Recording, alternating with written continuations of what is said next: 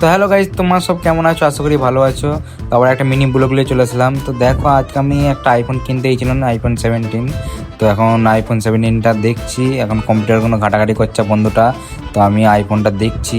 তো কোন আইফোনটা নেবো গেস করছি। তো ফাইনালি আজকে আইফোনটা নিয়েই নিলাম। এখন দেখছি গাইজ কোন আইফোনটা ভালো, কত টাকা দাম। গরিব মানুষ নয় গাইজ, বড়লোক বড়লোক, তাই জন্য আইফোন দেখছিলাম। তো দেখছি ক্যামেরাগুলো দিয়ে নতুন আইফোন বেরিয়েছে, আর না কি আইফোনটা কি জানি, এখন দেখছিলাম যে। তারপরে গাই 16টা দেখছিলাম। এসব ছোটোখাটো কম দামে আইফোন চলবে না, যা হবে 10 লাখ 15 লাখ, এসব ছোটোখাটো আইফোন কেউ নেয় নাকি। দিয়ে আমি ওপরে গেলাম আবার, যে দেখি ঘুরে এসি একটু কী আছে ওপরে না আছে।